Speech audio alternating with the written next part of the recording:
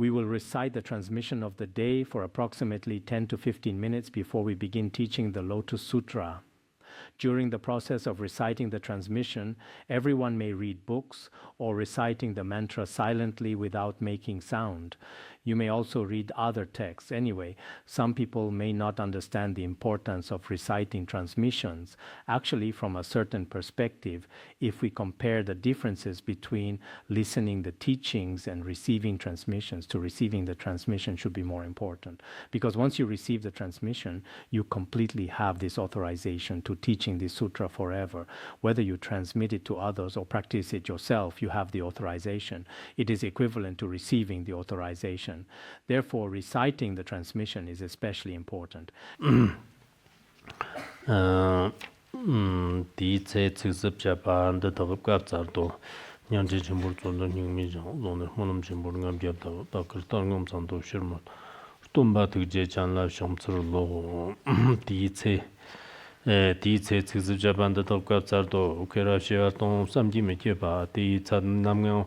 Mebana, Shanjim Joram Dunning, Etute, Anajik Julia, Rabinchato, Shanjus, Mount Yang Zon, Sanji, Zelana, Ted of Good, Semchia, Chokchun Taiba, Kukarashia, Mambot, member of Shim, Nyan Debis, High of Tamberte, Semjer number of the sheet of Joto, Tice, Titsing Anam Yang, Mandate, and Danyan Chudian. Nam Churnam Rapton to Telanga Dani Shinji Lava, Ngai Simpson Kanjam Shinji Lava, Lopi Lord Lumbu Mernam De Nande, Nayan Mamtong, Ngali Yons, Nyan Dem Tone, Rancher Namlam Chopar Namma Shida, Namam Tone, Dr. Pa Kida, Dene Data Semjan Chamber of Jota, Namjik Data, Jam Nyen Chante, Simpson Lee Jam Tamara Jerana. Tena ngai nyantu gendan she shargu pombu ngan shargut pombur nganya ter tan te la ngai shin ndarkat me ndanya ter dram nyan demande gerlon tan te da nga tamke yang ngam jon chobin jirten da semjan janji ngana danda she te la janjim jogda rabje ba jirtem gonim nyang jirten gon jimgon Jingum Mandin Marto per Kudingai Jaya Matuzo, Zemjer number and Jibbergame Tong Yang and the Kalinin Martin Te Reshik. Namtong Warnon Doshu La Kumber Jerny Tamsik Chutandor, Tadangai Shen of Danger Te, Karashia, San Yushia, Shirtonda, Shergupombondele, Mampo, Yang, Kadnashia Niji, Marche Yoda, Consenjitan Kam the Zemshin Ye, Kare Chopram Tongjang Toba, Na Teaching I Sanji Janda, Na Ladame Yonsa Kamran Jerteda. Zhejiang Gawa Nazo Ji, Jimu Kamzang Jermit, Shiva Yo, Ren Chen, Rewo, Dangdang, Devjin de, Metong Zhedan Shang, Jun Namji, Evgenar, Tangnal Harnor Gachin Raptor Dong, Mandarai, Charian Shind, Bavum Keba Jaya Kang, Jang Kang, Shang Chim, Derjigadang, Adanyang Tor Namlam Gumbran Tor, Ngai Jang the Tirter Tagni, Yang, Jan Taganda, Lavkar, Trober To, Yang Jaikan, Jur, Zeba, Dang, Jidakam the Shantan Jigber, Tong, Loma, Shiva, Tivjana, Shar Namdang, Chudan, Ngai Gendan, Natsuki, Mang, Namia Tupra, Mangerti. Erdikbili Kim Jevitin Jago, Namjik Simpson, Jamjam, Yemba, Nama, May, Jikten Durna, Kinjerte, Gaveli Theatre, Kimata, Nana Churnam, Rapton, Chaperom, Ton, Tedanan, Namia, Ngaman, Chadav, Jandan, Jam, Tain, the Tarte, the Yin, the Yin Rang, Nena, Namton, De la Generation, the Nieka, Shada, Ngai, Zitom, Dandarte, Tenation the Gonster, Tai, Tayom, the Ngai, the Karam, Tai, Ten, Runji, Shoba, Cape. Kebar Namna, Dona, Sumnia, Shedder, Tesum Zavar, Namna Mali, Pong, in a Tsing de Yant, Ramping Te, Zinji Tsing, Ala, German, John, Perna, Tam, Get Mamba, perna tal ke flapa yirman perna taplap perna talpa yirman bati de jilo brunjirvi nam shara dangin masif janda shiji joda devzin marma nyamdam keber keber rig devjang ayang ramshong jiten ba kyag kanji so shidum gomborte shiba tam lobr namrig ne nyang mandem nyang davar tan ji shira jenar tabar ngam thongna mashi marg bala lelorn ger do bala yang wagmet yutante wagmet gi ngandro raptor ton jodon joba rigne tabre yang ji jang shang chu lano go pa dan ji jang sang ji churnam thong wi shir semjer na la ngan terter devjan ma tambi chupa makarole devjan jabir ketse tsaki lege ji shawar te jornga bago devjan jabir ketse tsatamba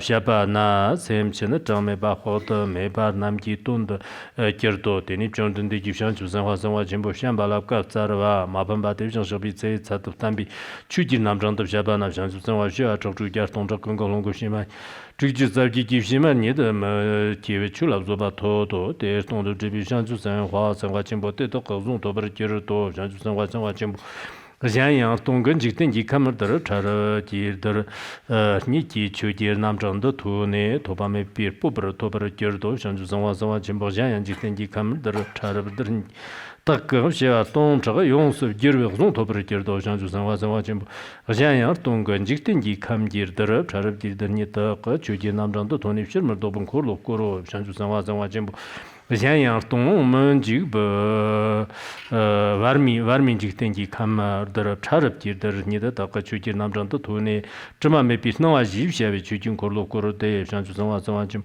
yang tong chung jikten ji kam ji dar charab dar ni ji chu ji nam jang de to ne la na me ba yang do shan jib de ge ge ji to bar ge do shan ju zang wa jim bo yang lang ji wan ji lang ji lang4天4周jikten ji kam ji da charab ji da ni ji da ka chu ji nam jang da to ne la na me ba yang da bur zo bu shan ji da ji wa ji to bar yer do shan ju zang sen hua chen bo yang lang ji ba sim jikten ji kam kam ji da charab ji da ni da ka chu ji nam jang da to ne la na me ba yang da bur zo bu shan ju da ji wa sim ji to bar yer do shan ju zang sen hua chen bo yang lang ji ba ni jin jikten ji kam ji da charab dar ni da ge chu ji nam jang de to ne la na me ba do bo zang zub de ji ni ji to bar ji do yang zhang zu zang wa jin bo zhang yang lang ji ba ji gi jikten ji kam ji de char ji de ni da ge chu ji nam jang de to ne la na me yang do zo zhang zub de ji ji ge to bar ji do zhang zu zang wa jin bo tong sim ji tong chen bo jikten ji kam ja ji de char ji de ni ji chu ji nam jang de to ne la na me ba do bo zo zhang zub de sim ki do de ne zhang de ji zhang zu zang wa jin bo 대다글라요 추문버 또비르네 담마 타거드 델라무바탄 남가 레스나한테 메토 만다라의 친부 메토 쳇친부 문버 바르테 인지팅지 감시와 적주자 동적 대덕나 상집시와 적주자 동적 름보치 조신거 중나 생키 츠라 지바 대덕 탐질라요 도로 문바 랍던 도로 좀던데 되면서 바들 좀도 버서 상지 식야다 바도 용심년len 대비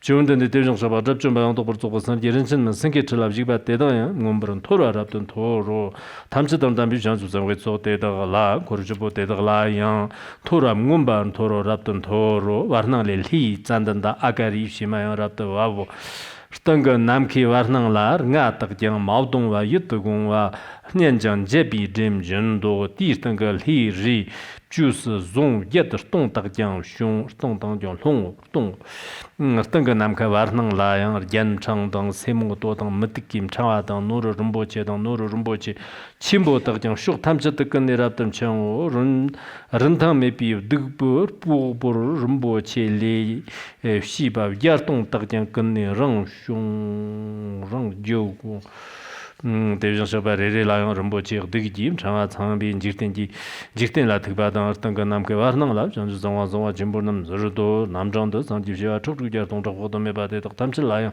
샹수 정화정화 진보도 럼보치 드기짐 장아 장반 직ten 기가 어떤 거 남가 나오르 겨도 소소니 주주자바 ngombrub jbayang da bur joba ta qiyang devjang shaba de daglayang ngombru to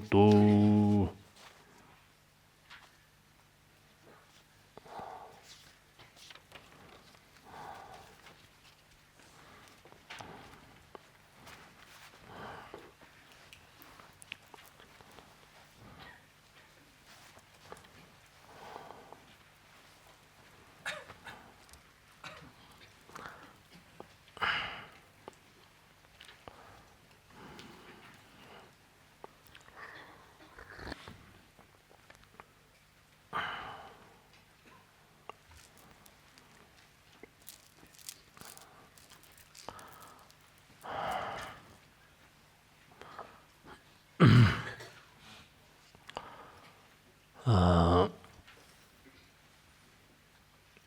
we will begin the teaching of the Lotus Sutra. Before we begin, I would like to say a few words. First, among all of you who are listening to this teaching, I believe it can be said that everyone here has faith. Those without faith are extremely few. Once we have faith, our faith must not turn into superstition. It should become intelligent faith, faith with wisdom. There are two approaches to developing wise faith. One is to innately possess wisdom, a wisdom that naturally accompanies one from birth in both worldly and transcendent matters from childhood. There is also another approach acquired through study, diligence, and effort after birth. This is the kind of wisdom that is thus attained. If one of these two is fulfilled, plus strong faith, this is what we called having faith with wisdom. This is very important. We often tell everyone that as Buddhists we must study, although studying is rather difficult and not easy, and not everyone is willing to study, whether adults or children. Except for a very small number who possess merit and blessings from past lives, these people naturally from birth have a genuine love for learning. But generally speaking, our ordinary worldly beings like to play, are easily distracted, and tend toward laziness. This is our characteristic. But if throughout our lifetime, in this brief human life, we pass our days in laziness and distraction, it's especially regrettable. Therefore, today what I want to say here is this. As a Buddhist, one should at least have studied more than 10 or so treatises. Otherwise, if we obtain a refuge certificate and consider ourselves as Buddhists, it's quite embarrassing. We don't understand Buddhist content, nor can we be considered true Buddhists, yet we consider ourselves as Buddhists. This is probably not very good. This is one matter. There's also another matter. During the process of our study, sometimes it is through praying to wisdom deities, such as praying to Manjushra Bodhisattva to awaken our wisdom. This is a fact recognized by all Buddhists, and it is also a natural principle, a law of nature. Some time ago, I believe it was in February, I also asked everyone to recite 100,000 Manjushra mantras. Later on, some time ago, I advocated this once again. After calling on everyone twice, what I said earlier did not seem to receive much attention. As for myself, I do not yet know how many people have participated. I have not checked. As for the most recent Weibo post, although it has only been 1 or 2 weeks, I do not know whether it is due to the blessings of Manjushra Bodhisattva or because many of us wish to awaken our wisdom. It seems that the number of likes on that Weibo post had reached around 30,000 when I checked 3 days ago. With more than 30,000 people, if each person vows to recite 100,000, that is a tremendous number. How many hundreds of millions in total? You can calculate it yourselves. When we practice together collectively, the merit is very great. I also hope that in our Larung Gar, those who may not have cell phones or don't know how to like on my Weibo posts can still make vows silently. Some who do not have WeChat at all. These people can also tally through their class, and we can dedicate the merit together. As for the others, it seems that on Weibo and in some other places, the likes are often removed by them because they are afraid of attracting too many people, so they frequently delete them. Otherwise, I estimate there would be even more, because when I look at the view counts, they have already exceeded 5,800,000 or so. Just the Weibo view count alone is over 5 million. With over 5 million people merely viewing it like this, there is actually nothing much to engage with. So compared with that, the number of likes is perhaps relatively small. Many people feel that perhaps over 5 million people have viewed, if only 30 or 40,000 who truly made vows. It's a bit less. There are still over 5 million people who haven't recited the Manjushra mantra. I also feel it's rather marvelous. I wonder why over 5 million people care so much, but if you care, why don't you recite the Manjushra mantra? There's nothing fun about it. I just put a photo of Manjushra Bodhisattva on my Weibo post there. I think planting a seed of virtue is sometimes very good. In this information age now, sometimes we use this method to propagate and make karmic connection. Just looking at an image of Manjushra Bodhisattva, looking at an image of Shakyamuni Buddha, also plants a seed in their alaya consciousness, habitual tendencies and seeds brought through the eye sense faculty. This is also very important. But perhaps the likes will be deleted at any time by them, not accumulated. Perhaps many people look at it but are unwilling to recite the Manjushra mantra. Overall, the total number of reciting the Manjushra mantra are indeed extremely numerous. But compared with the number of readers, the gap is still rather large. So today I'm also reminding everyone, if Dharma friends in our Larungar who make vows by themselves, you can report numbers through the way of the Dharma teachers. This is also very good. Some time ago when we recited Vajrasattva mantras, we also summarized through this method. This is also very good. In the future, when we recite certain mantras, if we also adopt this method, it will enable everyone together to create extraordinarily vast and inconceivable roots of virtue. Everyone should also rejoice in this. Well, I'll stop here. Next, we will begin teaching the Lotus Sutra. I'll share a simple story from the records of Lotus Sutra transmission. There was a renunciant named Miaolian. He especially loved reading the Lotus Sutra since childhood. He also wanted to make a vow. He asked that whether he could be reborn into Sita heaven through reading the Lotus Sutra or not. He asked some Dharma friends, and the friends told him that the sutras teach that through such an excellent sutra it is completely possible to be reborn in a pure land. He was also very joyful to hear that, and he was especially diligent, reciting without rest throughout his entire life. Later, at age 70, he manifested an illness. In the end, he sat and passed away. After passing away, he arrived at Tusita heaven and met the Devas, Maitreya, and so forth. They said, "You must return to the human realm to teach them the merits of the Lotus Sutra." At that time, he said, "If I go back, many people may not necessarily believe. What method should I use to propagate the Lotus Sutra?"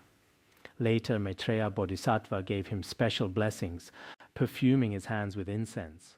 3 days later, he revived. Then he told everyone. Some people didn't quite believe, but actually his entire body was pervaded with fragrant incense. The environment of an entire province was completely filled with this fragrance. Later, he manifested passing away. After manifesting passing away, they made a memorial stupa for him. Whoever touched the walls of this memorial stupa would experience an especially wonderful fragrance, and that would not disappear for 3 days. This is also one account. Through reading the Lotus Sutra, even after a person leaves the human realm, his memorial stupa still retained wonderful fragrance. There is such story existed. There are other accounts as well, but I fear we won't have time to finish teaching. Today, let's continue with the original text. Yesterday, Shakyamuni Buddha used an analogy, which is about the physician father's story. And next, the Bhagavat uses verses again to proclaim this principle. Since I became a Buddha, I have experienced immeasurable hundreds of thousands of myriads of kotis of nayutas of incalculable kalpas. I have been teaching and inspiring these sentient beings throughout many kalpas. That is to say, since the Buddha became a Buddha, because earlier the question was asked that, how long has it been since the Buddha became a Buddha? Actually, it is not merely a little over 40 years. It should be understood as spanning such a vast length of time. For immeasurable hundreds of thousands of myriads of kotis of incalculable kalpas, he has already appeared in the world for such an extended duration, and moreover, the Buddha has constantly taken the teaching of the Lotus Sutra as the primary dharma to teach and transform immeasurable, countless kotis of sentient beings, guiding these sentient beings to enter the path of Buddhahood. Thus, from the beginning time until now, it has already been a time of immeasurable kalpas. Throughout this long time, for the sake of liberating sentient beings, the Buddha manifests passing away and nirvana through skillful means. In the ultimate sense, the Buddha has not passed away, but for the sake of skillful means, in the presence of sentient beings, he manifests passing away. In the Sutra of the Supreme King of Perfection of Wisdom, it also says, through immeasurable skillful means and various expedients, for the sake of sentient beings, enabling them to attain benefit. The Buddha has all kinds of skillful means to benefit sentient beings. What kinds of skillful means? Sometimes the Buddha manifesting nirvana, sometimes manifesting birth, sometimes manifesting turning the wheel of Dharma, sometimes manifesting the entire 12 deeds taught by the Buddha are all for the benefit of sentient beings, so he is displaying various kinds of expedient conduct. Actually, there is no real phenomenon. Therefore, the Buddha, for the sake of sentient beings, manifests nirvana through skillful means. Perhaps this term is very new to some people. If the Buddha has not entered nirvana, it seems many people find it somewhat incomprehensible. But regarding this, for those of dull faculties and ignorance, we must say the Buddha has entered nirvana. But for those of people who has great wisdom, for example, like Master Zhiyi, Manjushra Bodhisattva, as for us, perhaps theoretically we can explain it a bit to them, but whether they can accept it in their hearts, the situation is different to each person. So here it teaches for the sake of liberating sentient beings manifesting through skillful means, while actually the Buddha has not passed into extinction. He constantly dwells in the Saha world, teaching the Dharma. The Buddha also says this, I constantly dwell in this Saha world. I dwell in this world by various transcendent powers. In our Tibetan version, it says, through the blessings, through various kinds of blessing power, through blessings, I cause these deluded, ignorant, and blind sentient beings to be liberated. So I constantly dwell in this Saha world, and to blessing these deluded sentient beings, blessing these blind sentient beings. Although I constantly dwell together with them, very, very close, but these sentient beings cannot see me by their eyes. Therefore, there is no birth or death in the Buddha's true nature. Yet our ordinary sentient beings constantly see the Buddha manifest various births and deaths in our presence. In the sutra spoken by the Buddha named Rama's visit, and in this sutra it also teaches that all Buddhas and Tathagatas are neither born nor pass away, neither extinct nor abiding. The Dharma nature is pure because it is indestructible. Actually, the true Tathagata does not have birth or death. What is the reason? Because the Dharmadhatu is pure. It's impossible. Because the Buddha has realized the true Dharmadhatu. The true Dharmadhatu has nothing that can be destroyed, nothing that increases, nothing that decreases. The meaning of neither increasing nor decreasing, neither permanent nor severed, is completely the same. Therefore, the Buddha can manifest various phenomena of birth and death before our sentient beings and many other such circumstances. But actually, there is no such phenomenon. However, blind sentient beings, just like in our world, as he taught here earlier, the Buddha constantly dwells in this world, but blind sentient beings do not see him. Just like that skillful physician, actually he never abandoned his children in his mind, nor left this world, but for the sake of his children are having different perceptions, he left for a bit. But actually he still dwells in the world, it's the same. But these ignorant sentient beings truly cannot comprehend this. In the Sutra of Contemplation of the Mind Ground, it also teaches the sun of the Buddha with 1,000 rays constantly illuminates the world, benefiting sentient beings and liberating those with karmic connection. Those without connection do not see the Buddha's compassionate light, just as blind people have nothing to see. Those blind sentient beings who lack karmic connections with the Buddha are fundamentally unable to see the light of the Tathagata. Blind people in our world simply cannot see. Likewise, even when the light of the Dharma already illuminates the entire world, our many, many pitiful sentient beings still fundamentally cannot receive it. Similarly, Mahayana Buddhism has the profound meanings of Mahayana. When we teach here that the Tathagata does not enter nirvana and the Dharma does not become hidden, when we teach this principle, only those with the wisdom eyes of Mahayana Buddhism can see it and hear it. But those people who without such wisdom and just like blind people are fundamentally cannot accept it. This is also a fact. Below it teaches, sentient beings see me passing into extinction. Just like our sentient beings, we think that Shakyamuni Buddha already left this world over 2,500 years ago. Then we just make offerings to his relic stupas, 84,000 stupas, the 8 great relic stupas, the 8 great Buddhist stupas. We all flock to make offerings to them. The main reason for making offerings is that they have a special joy, love, admiration, and yearning for the Buddha in their hearts. Because everyone has a mind of yearning when Buddha enters parinirvana. In this way, sentient beings can also generate their faith in the Buddha. Their mind streams can become calm and gentle. And moreover, the minds of sentient beings are free from deceit and are especially honest and soft. With single-minded intent, they wish to see the Buddha. To see the Buddha and the Dharma, they are willing to give up their lives. They are all very willing to seek this. Why do sentient beings have such faith after the Buddha manifests in this way? Actually, we should be able to accept this explanation. If the Buddha were always present, perhaps many people would not necessarily enter the Dharma now.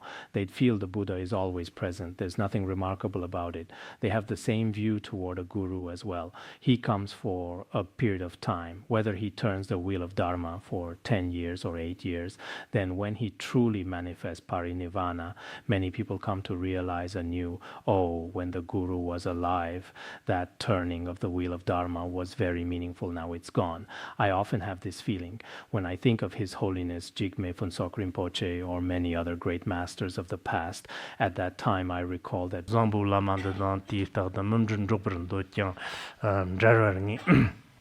being together with many gurus should have been very joyful.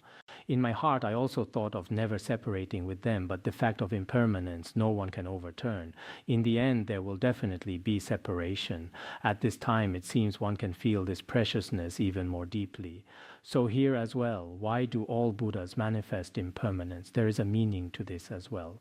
Similarly, these great masters throughout the ages, also in this world, are like the winter sun rising, and in the end also gradually becoming hidden behind the western mountains. This is a truth that no one can overturn. Therefore, at this time, there is a sense of cherishing. If this guru were always present permanently, they also might not have such great faith. We can think of this as well. Sometimes when I think of the kindness of these Dharma gurus from the past, now throughout the entire world, they cannot be found anywhere. If they were still alive somewhere, I would have to go see them at any cost. I have this thought, but there is no way. Before our physical eyes, the guru's physical body at a certain point in time has indeed completely disappeared. From the definitive meaning, it never disappears. I can also say it is not separated and so forth, but verbally saying is not separated. Actually, in my heart, I still feel it's already been 13 years since the separation. It's been a long time since the separation. There is still a very different feeling in my heart after the gurus passed away. Before ignorant sentient beings like ourselves, whether it is the Buddha, the Dharma, or the gurus, scenes of departure will appear again and again. The Buddha said, at such a time I and the Sangha, for in essence I am permanent and have never departed. At this time, it can be said that the Buddha and the Sangha constantly dwell at Mount Gurdrakuta in India, the place where the Dharma wheel was turned for the second time. At this time, I also say to sentient beings that I dwell at Mount Gurdrakuta for a long time without passing into extinction. It is only that I have departed by way of skillful means. Through my power of skillful means, I also tell sentient beings there is birth and death, manifesting extinction and non-extinction. Actually, just like Master Ji seeing the scene of the Lotus Sutra assembly, the Buddha is always teaching the Lotus Sutra in his pure vision and never having left. So here we can also know in this way. The Buddha and Sangha always dwell here, but before our sentient beings, Buddha manifests the phenomena of extinction and non-extinction through the way of skillful means. Temporarily not passing into extinction, but finally passing into extinction. At the time of passing into extinction, perhaps before sentient beings of other countries, there are also those with reverent minds and faithful minds, those who, with faith, the Buddha can appear before these sentient beings in that realm and teach them the supreme Dharma. At this time, on your side, in the Saha world, the sentient beings here, you do not hear this. In your presence, it will only be said, I have already passed into extinction. In the end, when the Buddha reached the age of 80, he manifested parinirvana. In the Mahaparinirvana Sutra, there is also an account that at the time when the Buddha was about to manifest nirvana, King Ajatashatru fainted and collapsed to the ground. Finally, in order to console him, the Buddha said, for immeasurable kalpas, I will not enter nirvana. He told King Ajatashatru, for immeasurable kalpas, I will not enter nirvana. Later, many attendants felt this was quite extraordinary and asked, why did you say this today specifically for King Ajatashatru? Why did you not tell your many other attendants how long you would dwell in this world? Then the Buddha said, because King Ajatashatru is rather pitiful. He believes that after I pass away, there will be total annihilation, nothing remaining. So on one hand, I'm comforting him, and on the other hand, revealing my true nature to him. Some others in the Great Assembly also know that although I manifest nirvana, the meaning of manifesting nirvana is already quite well understood by many practitioners. So why did I need today to speak especially to King Ajatashatru that I will dwell in the world for immeasurable kalpas? The reason is as follows. So sometimes perhaps we ordinary worldly people are like this as well.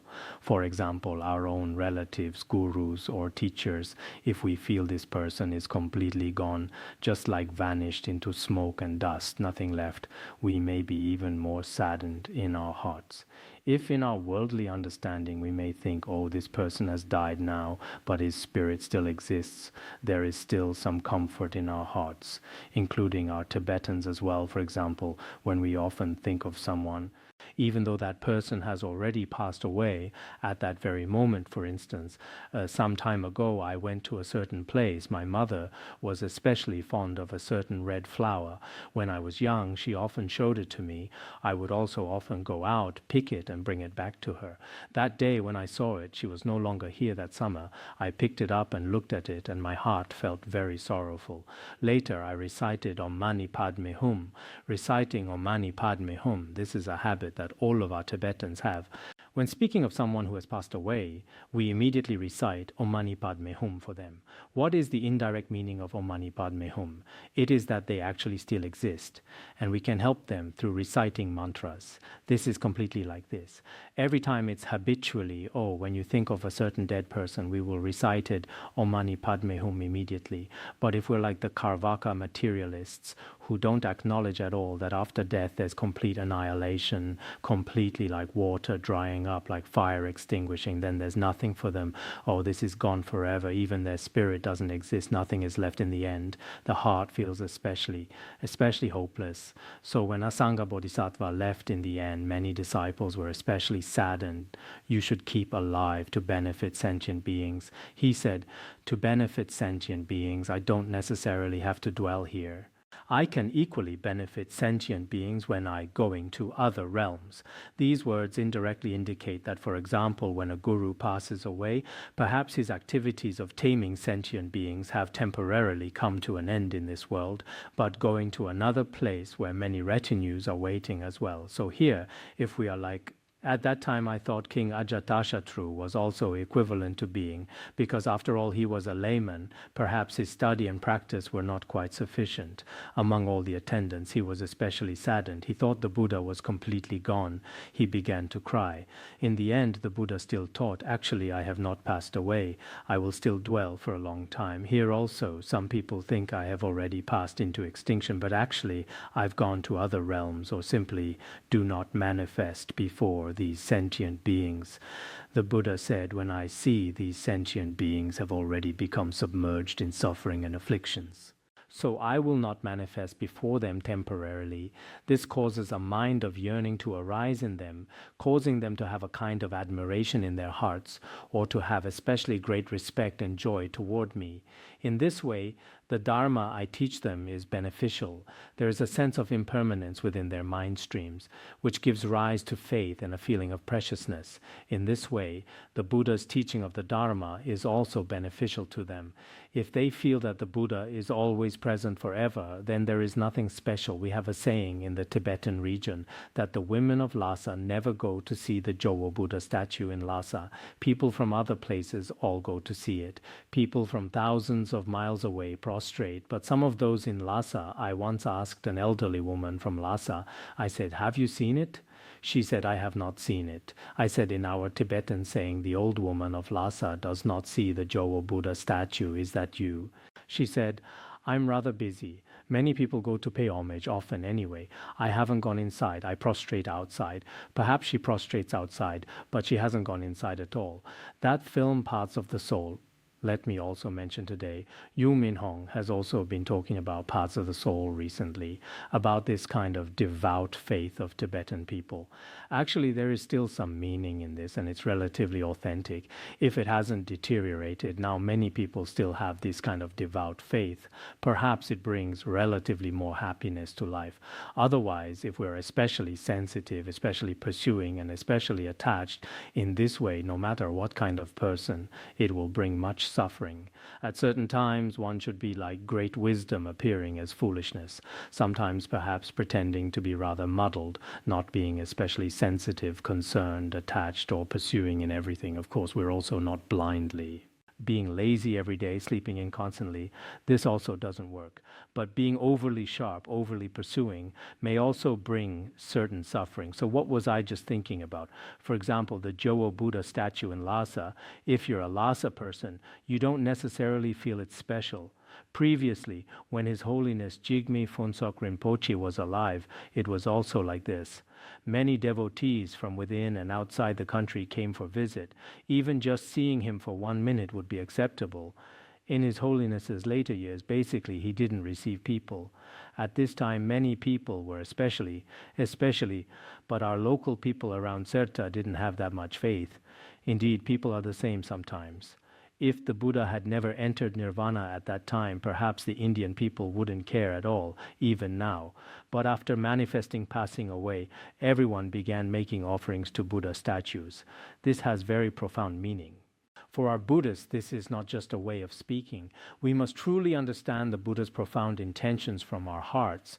Through such Buddha's teachings, we can also find many reflections in our lives. We should be able to reflect on this. Here it teaches that the Buddha's transcendent powers and blessing power are also like this. Throughout incalculable kalpas, dwelling at Mount Gardrakuta or other places besides Mount Gardrakuta, constantly dwelling in other places, never manifesting nirvana, these ordinary sentient beings see that our kalpa has already been destroyed, great fires have already burned this world, and so forth. They see various phenomena of impermanence, but the Buddha's realm fundamentally has no changes at all. It's all peaceful. Moreover, within it, humans and devas fill the world. There are no special changes. Furthermore, the gardens and towers here are adorned with various treasures. The jeweled trees and flowers and fruits in this realm are all extremely perfect. Within it, many sentient beings freely enjoy themselves there. There are also many devas striking heavenly drums, constantly bringing to these sentient beings very melodious sounds of musical instruments. There are also mandarava flowers and great mandarava flowers raining down, all scattered over the Buddha and the great assembly. My pure land has never been destroyed. Sometimes yet these sentient beings see this pure land being burned by fire or having worry, suffering, fear, afflictions, and so forth. All kinds of inauspicious things constantly fill the Saha world.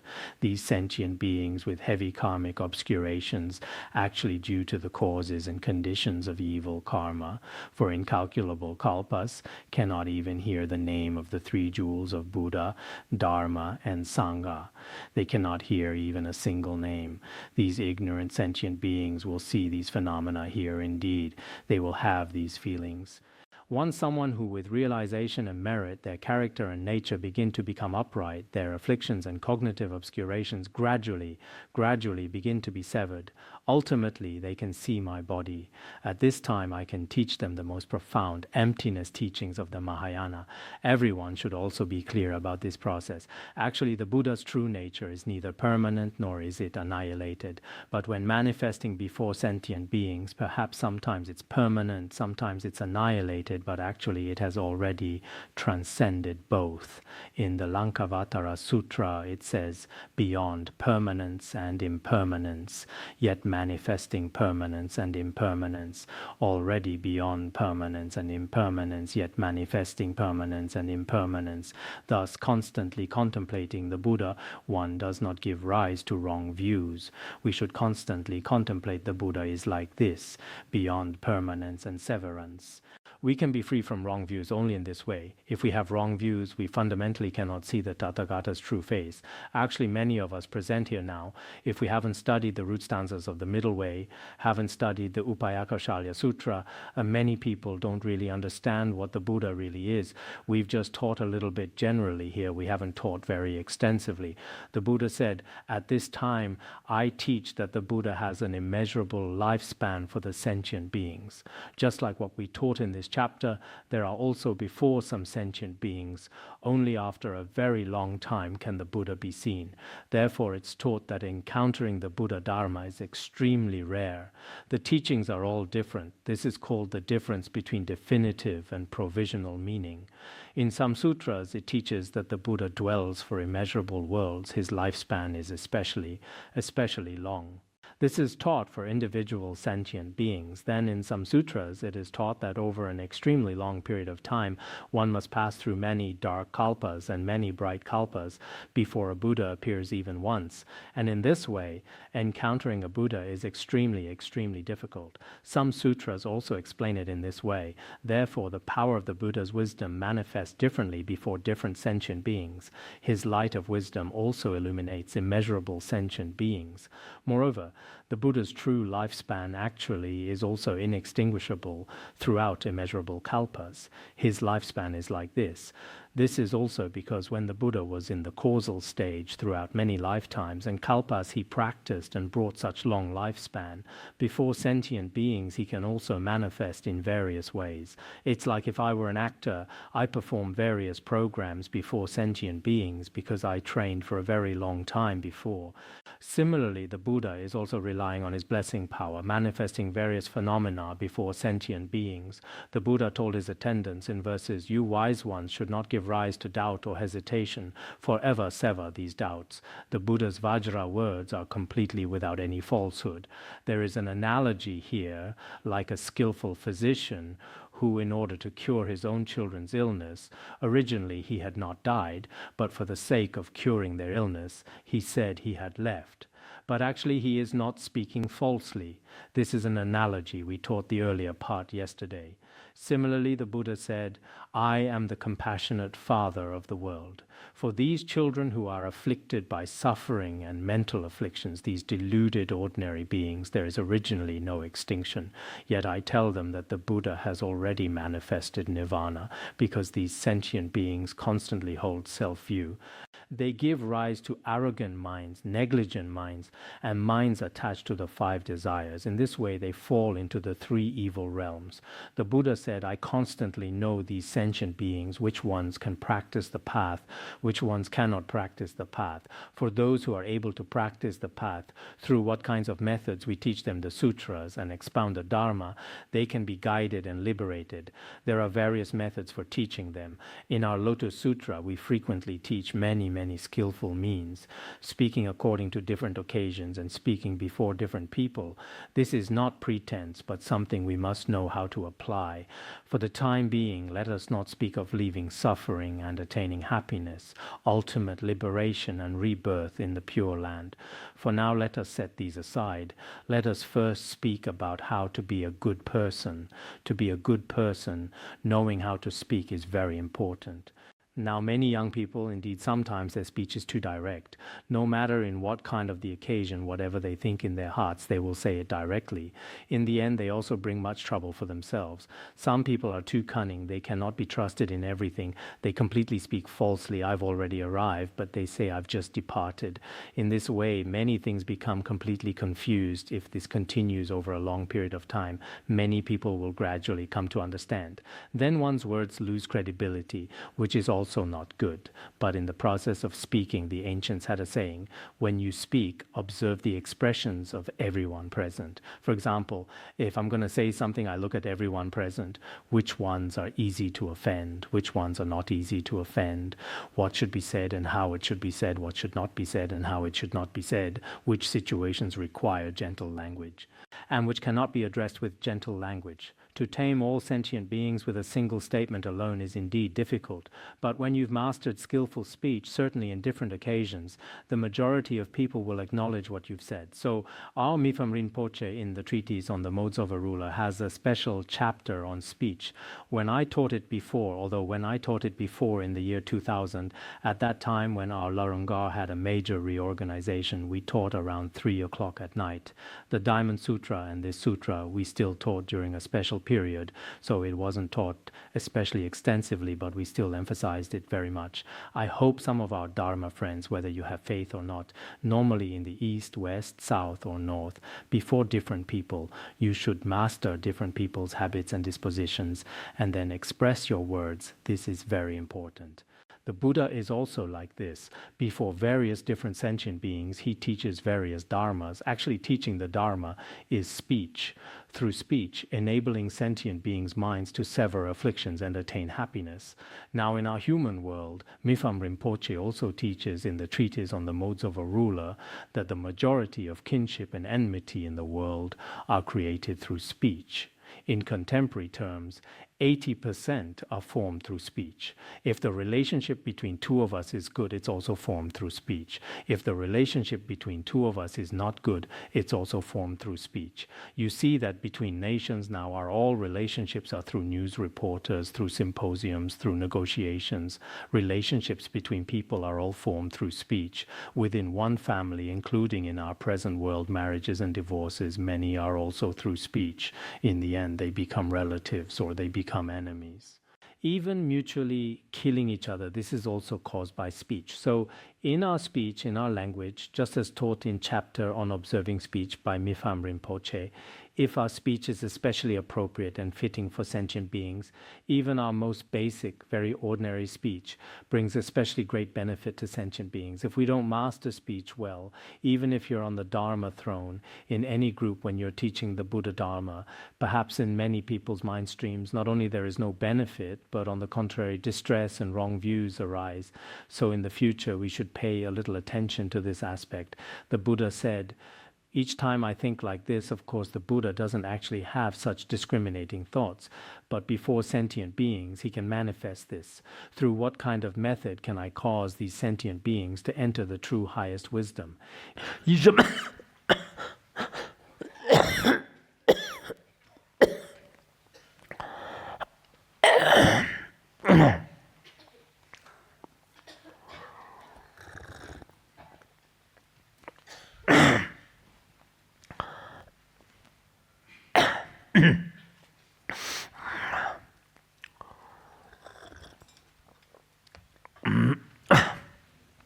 Each time I think like this, through what kind of method can I cause these sentient beings to enter the highest wisdom? Through what kind of method can I cause these sentient beings to enter the Buddha's fruition? Actually, for those of us who generate the Mahayana bodhicitta, it should be like this. Through what kind of method can I enable these sentient beings to attain benefit and help them? Having such thoughts in our hearts is very good.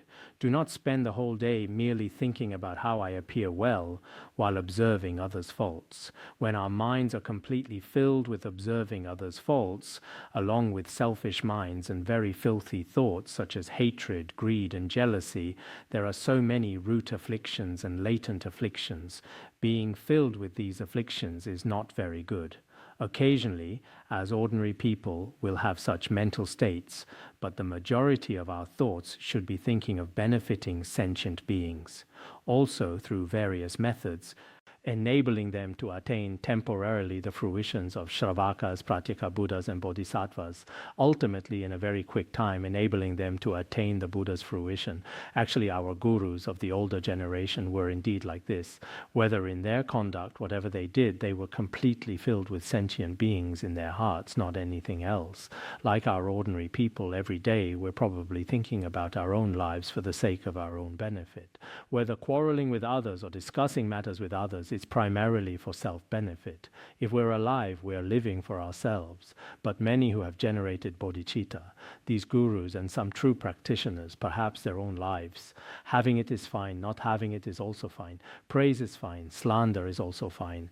As long as this physical body can survive, that's enough. enough. From the heart, there are no further demands. What's more important is enabling these sentient beings, for both those with and without karmic connection, and to see how to attain true benefit.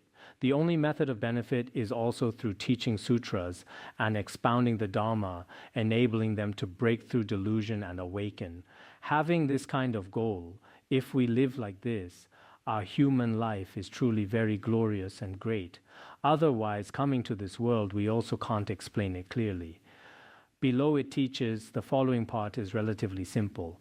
I'll just briefly go through it word by word. This is chapter 17, Description of Merits. At this time in the great assembly, hearing the Buddha teach that throughout immeasurable kalpas, he constantly dwells for such a long time, the Buddha taught in this way. And there were also immeasurable, limitless, incalculable numbers of sentient beings who also attained benefit, because since the Buddha's attainment of the path throughout such a long time, when innumerable sentient beings attained true benefit, the Bhagavat told Bodhisattva Mahasattva Maitreya, O Ajita, the Invincible One, when I taught about the great length of the Tathagata's lifespan, actually there were sentient beings equal to the sands of 680 myriads of kotis of Nayutas of Ganges rivers attained the patience of the non-origination of all dharmas. Such many sentient beings attained the patience of the non-origination of all dharmas.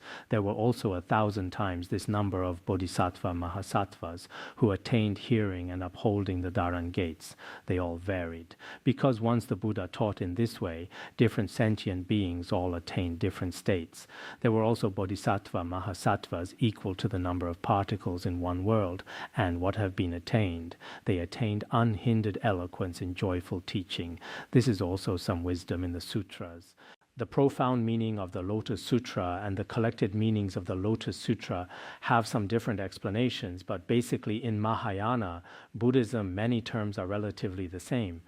There were also Bodhisattva Mahasattvas equal to the number of particles in one world who attained the revolving Dharan of hundreds of thousands of myriads of kotis and immeasurable numbers.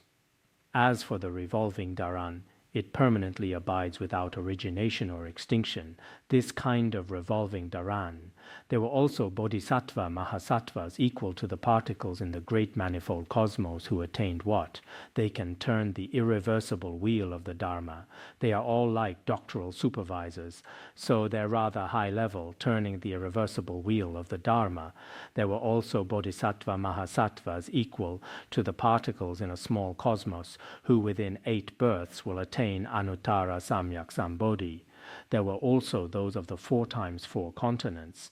The 4 continents means generally the 4 continents below the 4 great heavenly kings, Aparagodanya in the west, Purvavideha in the east, Jambudvapa in the south, and Uttarakuru in the north.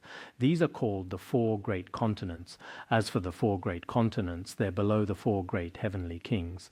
So Bodhisattva Mahasattvas equal to the particles in 4 times 4 continents attained. It can also be said separated by 3 births. In 4 births they will attain Anuttara Samyak Sambodhi. There were also those of 3 times 4 continents, that is, Bodhisattvas equal to the particles below 3 times the 4 heavenly realms, who within 3 births attained Anuttara Samyak Sambodhi. There were also Bodhisattva Mahasattvas equal to the particles below 2 times the 4 heavenly realms, who in 2 births will attain Anuttara Samyak Sambodhi. There were also Bodhisattva Mahasattvas equal to the particles in 1 4-continent world, who within 1 birth attained Anuttara Samyak Sambodhi. There were also sentient beings equal to the particles in 8 worlds who all generated the mind of Anuttara Samyak Sambodhi. This is what the Buddha just taught about, that so many bodhisattvas attaining different fruitions. Simply put like this, when the Buddha taught that these bodhisattva mahasattvas attained great benefit from the Dharma, at this time from the sky rained down Mandarava flowers and Mahamandarava flowers, great Mandarava flowers, scattering over the many Buddhas on lion seats beneath immeasurable hundreds of thousands of myriads of kotis of jeweled trees. Moreover, upon whom were these flower garlands scattered? They were scattered over Shakyamuni Buddha within the 7 jeweled stupa, and also over Tathagata Prabhutaratna, who had passed into extinction long ago. Just now, these flowers were scattered upon Tathagata Prabhutaratna, and over whom else were these flowers scattered? They were scattered over all the bodhisattvas and the bodies of the fourfold assembly. Then there also rained sandalwood and aloeswood incense and so forth. The sound of heavenly drums naturally resounded in the sky, along with various beautiful sounds. From the heavens also rained down various different heavenly garments, necklaces, jeweled beads, mani-jeweled beads, wish-fulfilling jeweled beads, pervading the entire 4 directions, 4 intermediate directions, and the upper direction, the 9 directions. Then in the various jeweled incense burners, priceless incense was burned, not like some of our present incense, which is especially pungent, not very pleasant smelling. Anyway, now there is so many incense as well. Such incense was also an offering to the great assembly. Above each Buddha, there were also many bodhisattvas holding banners and canopies. Such adornments extended all the way to the Brahma heaven, successively ascending directly to the Brahma heaven, especially high. The bodhisattvas used various beautiful voices to praise the Buddha. There were various songs of praise. Originally, when we often accompanied our guru, there were some praises for the guru. Originally, when His Holiness Jigme Phuntsok Rinpoche was alive, there were often many verses of praise. I wrote many in Tibetan, but now I wrote them at that time. When in India, I also praised His Holiness Jigme Phuntsok Rinpoche and wrote some verses down from 1990 up until now. At that time, I recited it once in the presence of His Holiness.